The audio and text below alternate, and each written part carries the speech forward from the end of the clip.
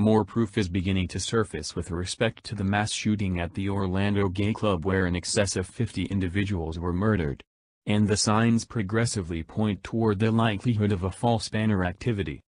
The conservative media are caught up with pointing the finger at Muslims and the left-wing media is accusing firearms. However, the conceivable outcomes that this assault was a false banner episode intended to push a motivation is undeniably likely. Brandon Turbeville takes a gander at motivations to scrutinize the official story encompassing the Orlando shooting, by means of activist post. As of now, various focuses loan trustworthiness to the individuals who may recommend that inside offices more so than desert-stained fearmonger associations are in charge of sorting out and coordinating the assaults. Various flawed perspectives in regards to this shooting include: the FBI thought about the shooter and explored him before the assault. The shooter had an association with a known ISIS scout. The shooter's dad was a previous Afghan presidential hopeful who upheld the Taliban. The FBI's history in making fear-based oppression. Omar Mir Sadiq Mteen has now been uncovered as the shooter in the Orlando club assault. As indicated by Standard reports, Mteen conveyed an AR-15 rifle and a handgun into the Pulse Club around 2 a.m. What's more, begun shooting, executing 50 individuals and injuring 53.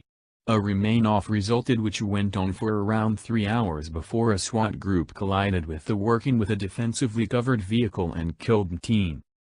Mteen had professedly vowed faithfulness to ISIS before the shooting by calling 911 and expressing dependability to ISIS pioneer Abu Bakr al-Baghdadi and additionally saying the Tsarnaev siblings. Mteen was an American subject destined to Afghan guardians from Port St. Lucie, Florida, around 125 miles from Orlando, a separation which he supposedly headed to confer the attack. FBI foreknowledge, ISIS sympathies, Taliban ties. What may at first stable like a case of silly viciousness, carries with it various different inquiries. For example, the FBI was at that point very much aware of Mteen and his associations with radical jihad and fear-mongering. As per CNN's article, 50 killed in Florida nightclub, shooter pledged ISIS allegiance. Two authorities disclosed to CNN that the FBI had examined Mteen sooner or later for conceivably having connections to or identifying with Islamic radicalism. A law implementation official said there were 2 cases opened including Mteen, however the tests didn't bring sufficiently about proof to accuse him of anything. The examinations were accounted for by various predominant press associations and later affirmed by the FBI itself amid a public interview. The FBI conceded that Mteen had been met by operators twice in 2013 because of remarks made about radical jihad which were caught by associates. He was met for a third time multi-year later because of his association with Manar Muhammad Abu Salha, an American who had made a trip from Florida to prepare in Syria and later to come back to the United States, keeping in mind the end goal to enlist different Americans to battle in the Western-sponsored psychological militant detachments endeavoring to oust common and authentic government, Bashar al-Assad. Salha purportedly came back to Syria and exploded himself in a suicide bombarding. It is likewise fascinating to take note of that Mteen's dad Sadiq Mteen is a political identity in his own privilege, having facilitated a TV appear and obviously pronounced himself a presidential possibility for Afghanistan. Sadiq has condemned the Pakistani government and communicated support and consolation for the Taliban development. All things considered, the inquiry with respect to the way that Mteen was on the FBI's radar is critical.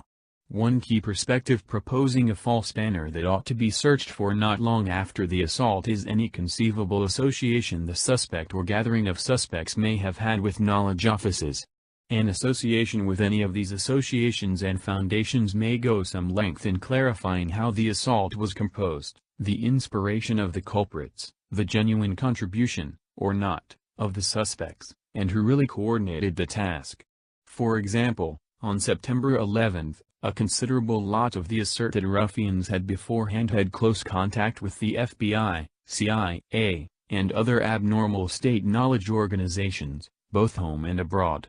Moreover, the Tsarnaev siblings who have been blamed for planning and completing the Boston bombing had connections to the FBI before the assault.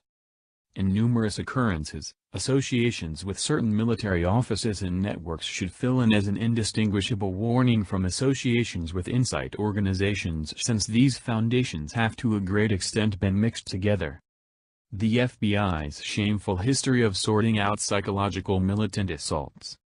Undoubtedly, the FBI has had a long history in making, sorting out and encouraging psychological militant assaults with a specific end goal to bust them at last and claim credit for ceasing fear assaults.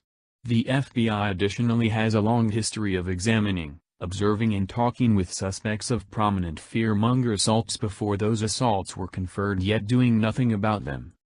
To help finish the photo, Omar Mateen's ex-Sitara Yusufi has likewise approached to tell the media that her previous accomplice was damaging towards her and was rationally unhinged. She asserted that Martin over and over manhandled her, was depressed, showing indications of bipolar issue. She additionally said that he some of the time communicated outrage towards gay individuals. Mateen additionally coincidentally was utilized by one of the world's biggest security organizations. Since 2007 he was authorized as a security watch and held 2 guns licenses for the U.S. backup of G4S, a British multinational security organization whose U.S. home office, situated in Jupiter, Florida, additionally happens to be the world's biggest security organization by income. So notwithstanding being known to the FBI, he was as yet ready to acquire weapons on account of his licenses and allows, which authorities said were as yet legitimate until 2017. So can anyone explain why he wasn't terminated from his activity with the best Boer security firm in the wake of being explored, twice, by the FBI?